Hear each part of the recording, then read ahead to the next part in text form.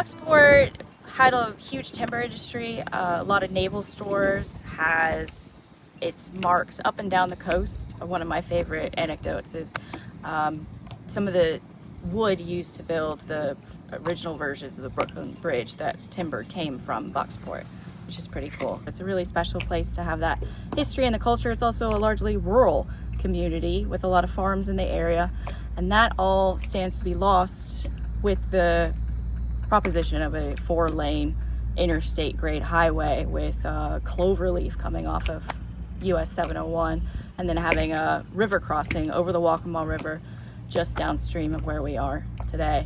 That likely would open up western Horry County to widespread residential development, big residential tract home developments. You could fit 3 or 4 Carolina forests here on this side of the county. So that's what we're hoping to avoid. That's what we are working to stop, as well as the proposition of that highway going through the middle of the Waccamaw National Wildlife Refuge. That side of the river is the refuge.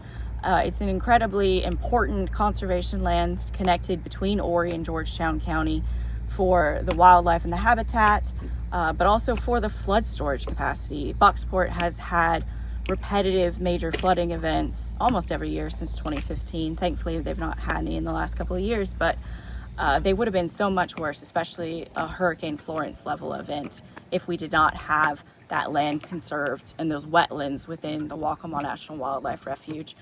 It's estimated that the refuge stored 98 billion gallons of water during Hurricane Florence that otherwise would have decimated downtown Georgetown, downstream of where we are. So it's an incredibly valuable resource for the community that has such a beautiful landscape to live within, but also for those ecosystem services, those benefits of flood storage, water quality.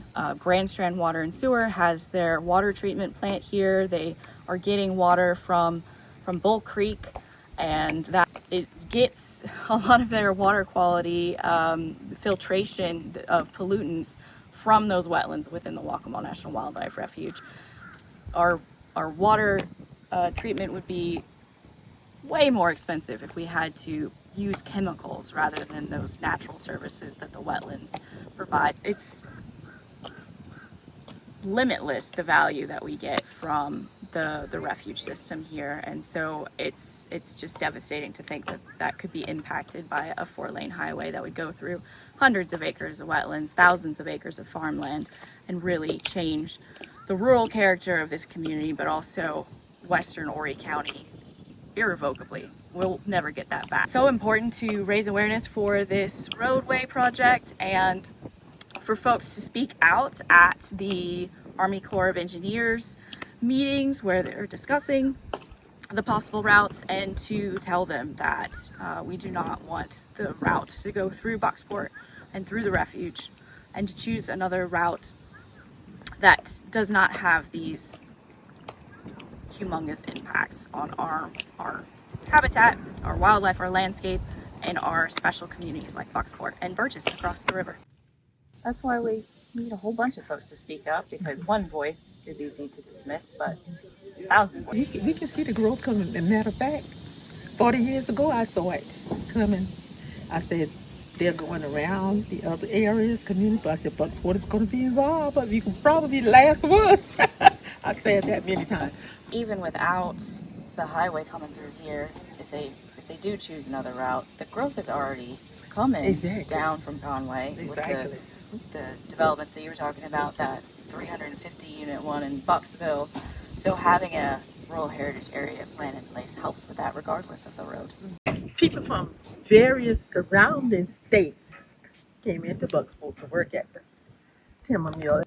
People who live in Bucksport now were slaves for the Bucks. And some people from some of the islands migrated into this area. Mm-hmm. Indians lived there, and that's a known fact because there are areas of the wooded areas where we used to go play and found a lot of Arrowheads. not arrowheads, pottery, broken pottery. Yes. Bucksport is not a large area. As a matter of fact, I have been looking at Grass Rand. Grass Rand on more area than what we live here on the Bucksport. But once upon a time, we lived out there, and I wish I could live out there now. It's total serenity out there. It's beautiful. Someone's literally wrote the book on Bucksport history. One of my worries is that the next generation is not going to value it as much as we do. That's one of my worries. I pray about it all the time. It would be a travesty for everybody who lives here. Oh, I know. We know. Yeah. How you do? You know, I figure it will take about maybe 1,000 to 2,000 people to complain. And in a rural area, that's hard to do. But if they push the buttons that you have from the Coastal Conservation League and say, we do not want this highway, they have to listen. That's the way it works still here. So you're the big cheese. No.